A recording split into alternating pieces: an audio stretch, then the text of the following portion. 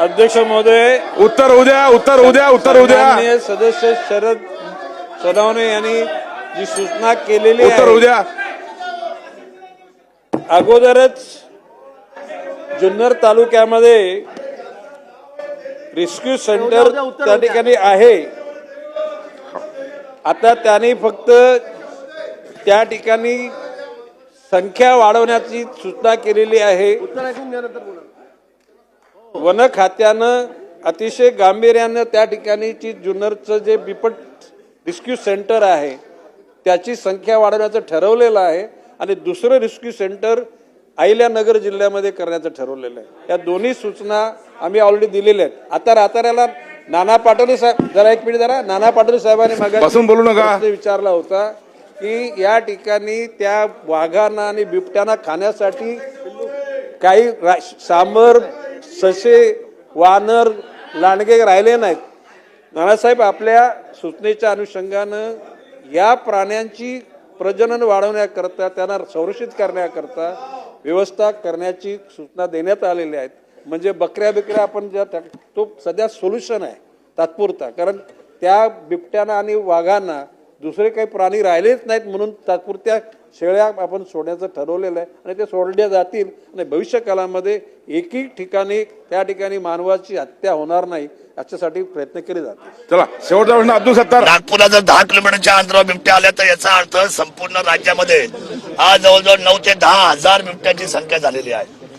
आणि जुन्नर तालुक्यामध्ये 55 लोक गेल्या 3 महिन्यामध्ये मेले आहे.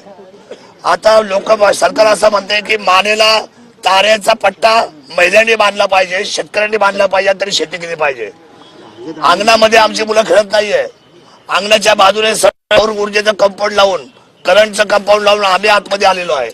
आमची मुलं बाळा तर रस्त्यावर नाही, अंगणामध्ये नाही, शाळेमध्ये जात नाही. मला असं वाटतं की या अनेक उपाययोजना करण्यापेक्षा मी कालही बोललोय आदरणीय वनमंत्र्यांना आणि सरकारला की हात जोडून विनंती करतो, 3 महिन्याच्या आतमध्ये आपण 2000 बिबटे राहतील असे रेस्क्यू सेंटर बनवा. 1000 मध्ये मादी, 1000च्या पिंजऱ्यामध्ये मादी आणि 1000 मध्ये नर, जेणेकरून लसबंदीचा पण विषय मिटेल. आणि वाईल्ड लाईफ वाल्यांनी सांगितलेलं की आम्ही या सगळ्या लोकांना सांभाळण्याचे तुम्हाला आम्ही पैसे देतो, त्यांची तजवीज आम्ही करू, त्यांचं हॉस्पिटल आम्ही बांधू.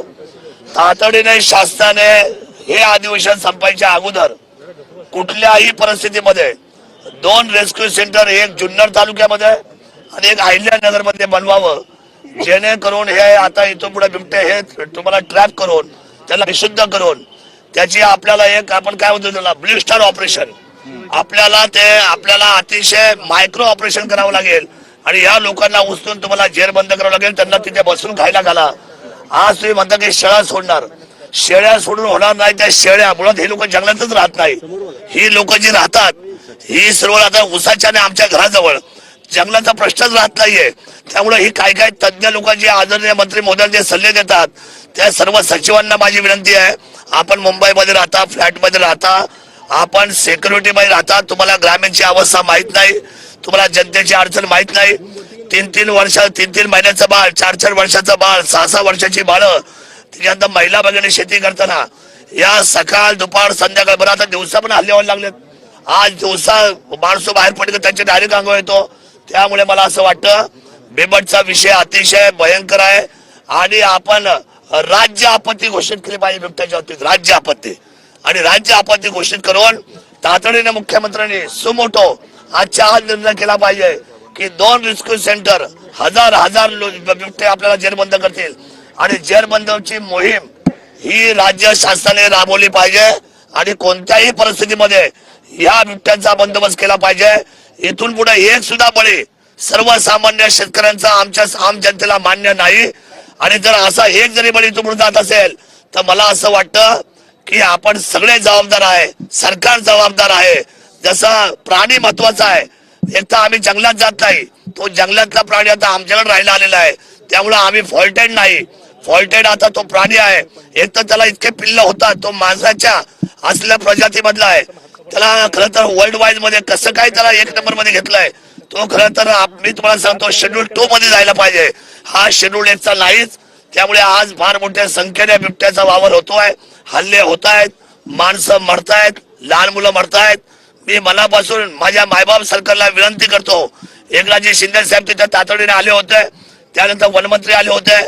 माझी विनंती आहे, बाकी काय उपाययोजना आणि भरपूर पैसा सरकारचा घालवण्यापेक्षा आणि प्रत्येक माणसाला 25 लाख रुपये देण्यापेक्षा माणूसच जाणार नाही याची काळजी तुम्ही घ्या.